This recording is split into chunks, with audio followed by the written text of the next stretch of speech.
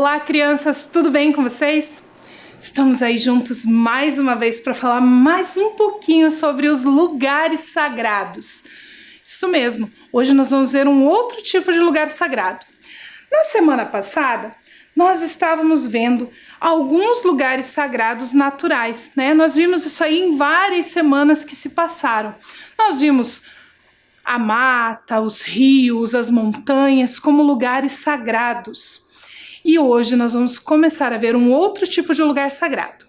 Mas para isso eu vou pedir para você separar o seu material de anotação para a gente começar a nossa conversa de hoje. Pega lá o seu caderno ou a sua folha, né, onde você costuma anotar, seu lápis ou a sua caneta e a gente já volta para começar a nossa aula de hoje.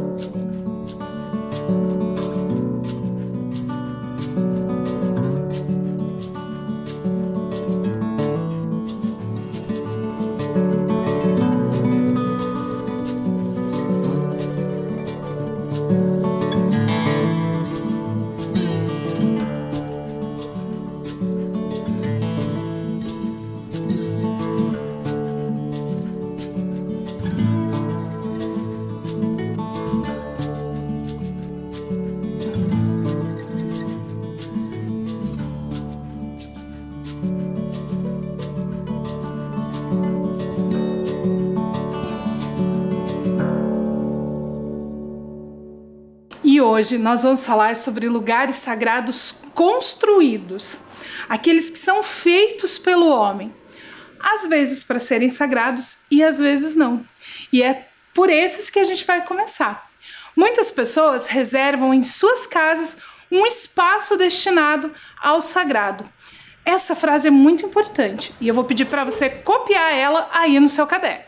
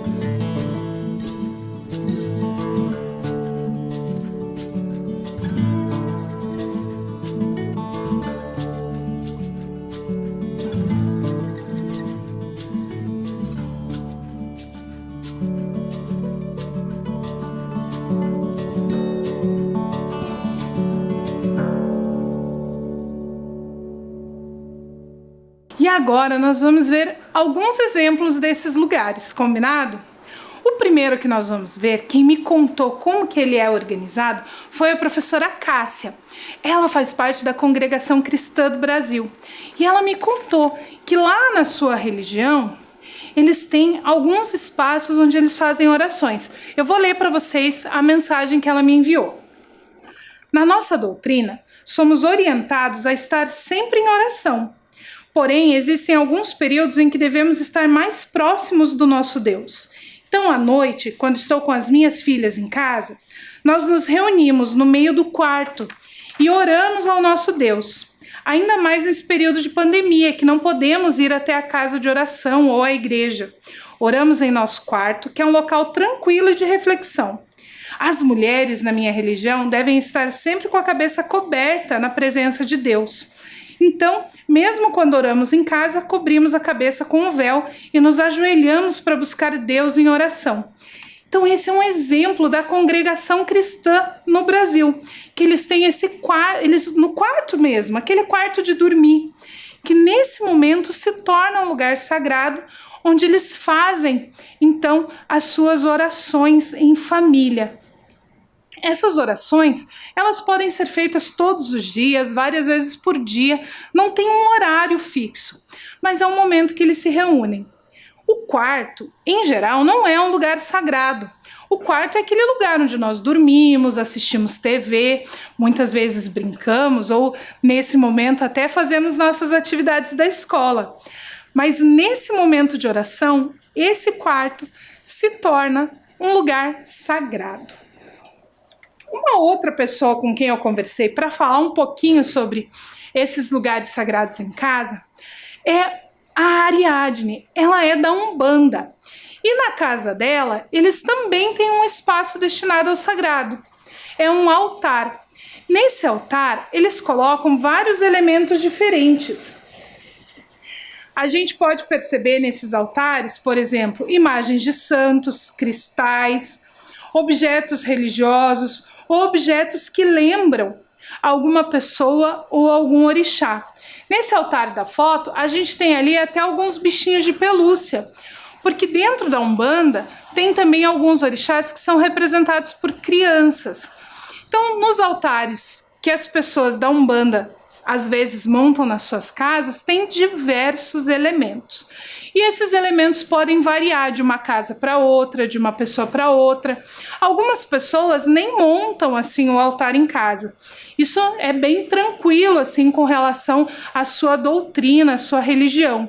Mas aquelas que têm o seu altar em casa, ele é bem diversificado. Uma outra que a gente tem aí um modelinho é um altar budista.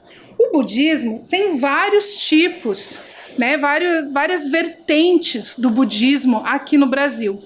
Esse é apenas um exemplo de uma dessas vertentes do budismo. O altar no budismo se chama Butsudan. Nesse altar, nós podemos ver ali um sino, que é esse que parece um potinho preto, velas, frutas, vários elementos que fazem parte. Um outro elemento que tem ali é o Juzu, que ele lembra um pouquinho um terço, um rosário, que nós vimos aí em outros anos, em outras aulas. Ele também é usado nesse momento de oração e faz parte desse Butsudan, que é um altar do budismo. Eu também conversei com a professora Fran de Geografia, e ela me contou que na casa dela eles não têm um altar fixo para rezar ou para fazer as suas orações. Mas nos momentos dedicados à oração, eles montam na mesa de casa um altar com a imagem de Nossa Senhora Aparecida, com a Bíblia, ali alguns terços, alguns rosários, uma vela. E nesse momento a família se reúne para fazer as suas leituras, entoar canções, fazer suas orações, rezar. Ela é católica, mas ela não tem um altar fixo em casa. Então, a mesa, que é um lugar de fazer as refeições, um lugar de se reunir com a família, nesse momento de oração se torna um lugar sagrado, porque eles usam aquele espaço da casa para dedicar-se à sua religião. Então, são algumas formas de transformar partes da nossa casa em lugares sagrados. Esses são lugares particulares ou familiares de adoração e de culto. São lugares onde você vai se reunir só com pessoas que são muito íntimas, né? As pessoas que moram com você.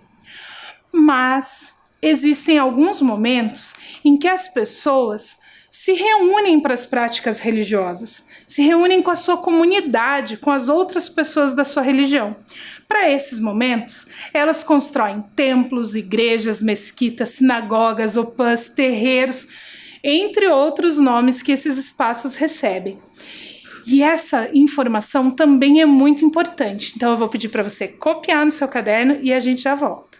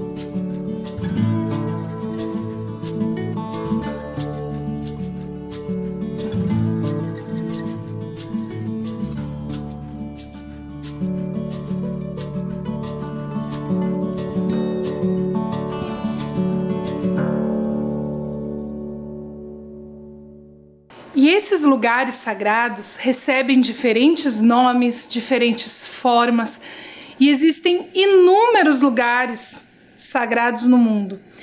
É quase que impossível da gente contar o número de lugares sagrados que existem no planeta.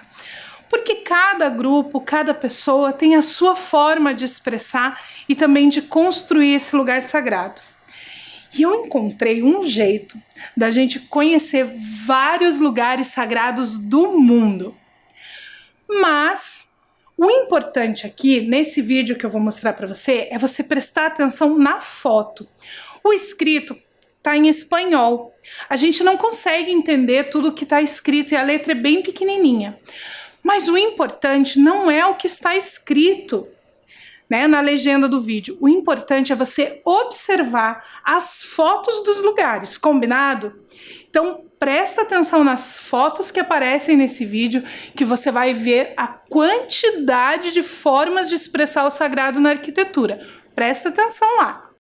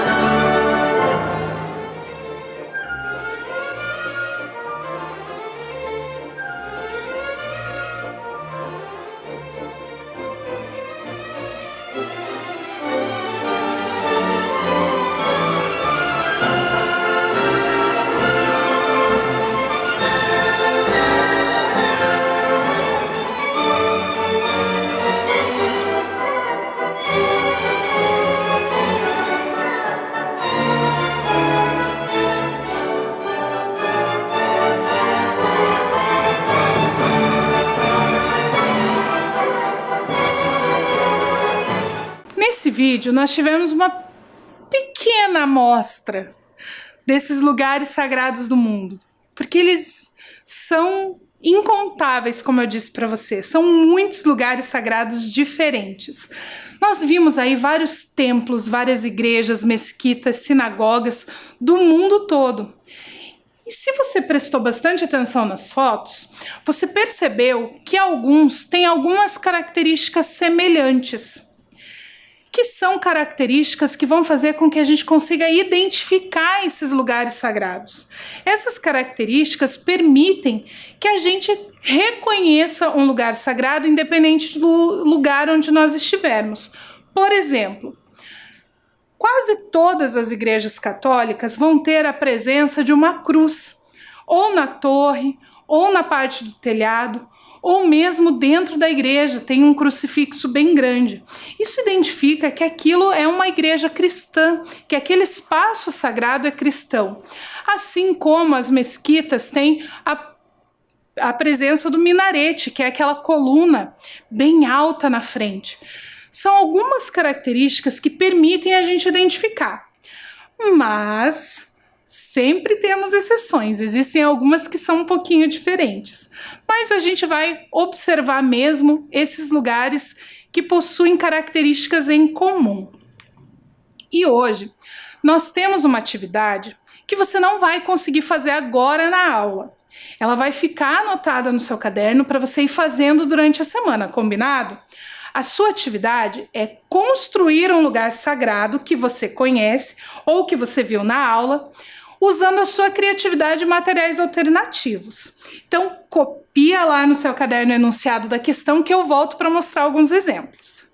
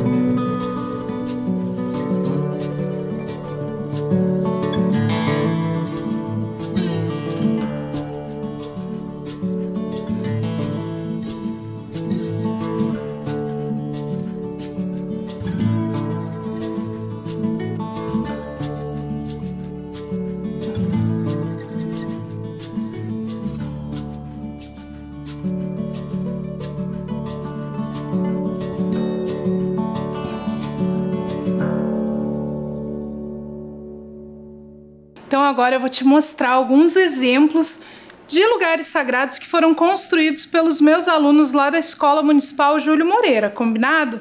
Só para você ter uma ideia dos materiais que você vai poder usar ou dos lugares que você pode construir. Nessa primeira foto, a gente tem uma igreja católica e uma igreja ortodoxa. Numa foi usado só papel e na outra foram usados alguns potinhos, caixinhas, alguns materiais alternativos que essas crianças tinham em casa. Então olha só que ideia legal, dá pra gente fazer só com o papel mesmo, com caixinhas, com potinhos velhos. Só lembre de sempre perguntar para os adultos que moram com você se você pode usar aqueles materiais, certo? O outro exemplo que nós temos, um foi feito com uma caixa dessas, onde a gente compra comida pronta, uma caixa de papelão. E o outro com uma caixa de sapato. São duas mesquitas que as crianças construíram também com materiais alternativos. Próximo exemplo que nós temos foram construídos com rolinhos de papel higiênico e com papel. São duas igrejas. Uma delas foi baseada em uma catedral que existe aqui no estado do Paraná, que é a Catedral de Maringá, que é aquela foto ali que parece um cone. Super bonita, não é mesmo? O outro ali nós temos o exemplo de uma igreja evangélica que a criança construiu com uma caixa de sapato e alguns restinhos de material de construção que ela tinha, que ela usou para fazer aquela cruz, e também uma mesquita que foi feita com caixa de sapato e papel alumínio. O outro exemplo que a gente tem ali, uma igreja e uma mesquita, feitas também com caixas velhas que tinham em casa e alguns tubos daqueles que tem salgadinho dentro. Esses são alguns exemplos de como você pode construir esses materiais. Você pode construir. Nesses exemplos, nós tínhamos só mesquitas e igrejas cristãs. Mas você, na sua casa, pode fazer o lugar sagrado que você frequenta, pode fazer um lugar sagrado que você viu na televisão, que você viu na aula, que você achou muito bonito. Eu também vou fazer o meu e trazer na semana que vem para vocês verem, combinado? Então, só para você não esquecer como vai ser a sua tarefa, nós vamos ler juntos e aí eu vou pedir para você copiar, certo? Então, construa ou desenhe com os materiais que você tem disponível em sua casa um lugar sagrado que você conhece ou frequenta. Na sequência, em seu caderno, escreva um pequeno texto falando sobre esse lugar. Vou te dar um tempinho para copiar e a gente já volta.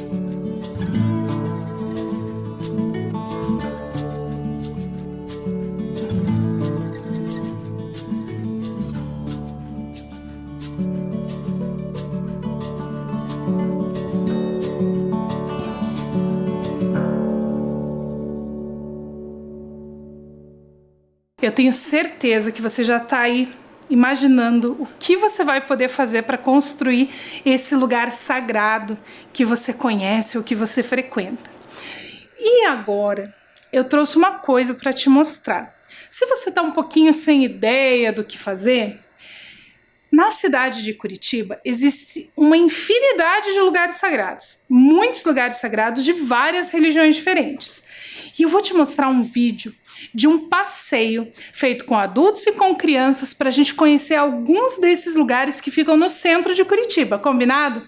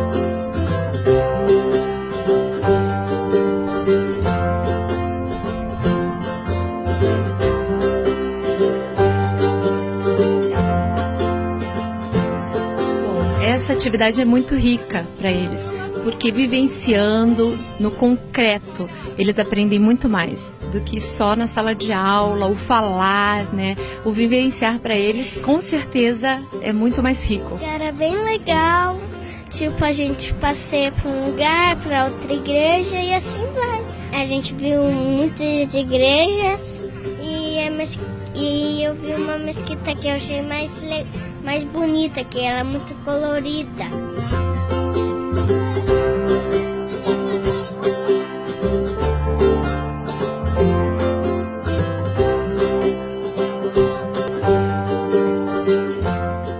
Esse vídeo mostra alguns lugares ali do centro de Curitiba. No centro de Curitiba, a gente tem vários lugares sagrados. E eu não sei se vocês se lembram, mas quando nós falamos sobre as religiões de matriz africana, nós conversamos sobre o preconceito que essas religiões sofrem, não é mesmo? Nós vimos várias pessoas falando sobre intolerância, sobre preconceito. Por esta razão, na região central das cidades, nós não temos, por exemplo, terreiros de Umbanda e de Candomblé. Normalmente, eles ficam em bairros bem afastados do centro da cidade, porque durante muitos anos era inclusive proibido seguir essas religiões, e as pessoas precisavam fazer isso escondidos. E também, essas religiões tocam muito tambor, e algumas pessoas acabam se incomodando com o som dos tambores. Por isso, esses terreiros ficam mais afastados do centro da cidade. E você não vai ver nas outras cidades também, isso não acontece só em Curitiba, acontece em várias cidades, terreiros de Umbanda e Candomblé na praça central da cidade.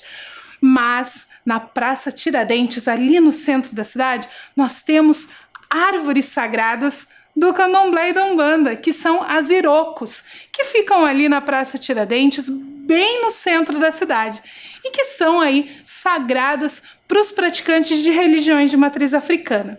Nós também não temos nos centros das cidades opãs, que são as casas de oração indígenas, mas nós temos ali a presença do cacique Tindiquera, que é uma estátua que lembra a presença desses povos indígenas na cidade. Mas as opãs também ficam afastadas normalmente dentro das comunidades indígenas. Por isso nós também não temos esse registro desses lugares sagrados no centro das cidades. O que nós vamos ter no centro da maioria das cidades são igrejas católicas, igrejas evangélicas, e na cidade de Curitiba nós temos a Catedral Basílica Menor de Nossa Senhora da Luz dos Pinhais, que é uma igreja católica que fica bem no centro. Nós temos também a igreja que fica ali um pouquinho para trás da catedral, que é a igreja mais antiga da cidade de Curitiba. Temos uma igreja presbiteriana, a igreja do Rosário dos Pretos de São Benedito, um templo Hare Krishna e uma mesquita. Tudo isso no centro da cidade. E se a gente caminhar mais um pouquinho, a gente encontra uma igreja ortodoxa e também uma sinagoga. Olha só que bacana! Uma cidade só no centro e toda essa diversidade convivendo ali, um espaço do ladinho do outro. Todo mundo convivendo junto harmoniosamente, sem ter aquele problema de intolerância, de brigas. E isso é possível se a gente conversar e se a gente conhecer a realidade do outro, porque a gente precisa conhecer para respeitar, não é mesmo? Então, você vai ficar aí essa semana produzindo o seu lugar sagrado, eu também vou fazer o meu, e na semana que vem a gente volta para falar mais sobre esses lugares sagrados construídos e eu mostro para você a minha atividade, combinado? Fique bem, lave bem as mãos, tome bastante água e nos encontramos na semana que vem para falar mais sobre diversidade religiosa.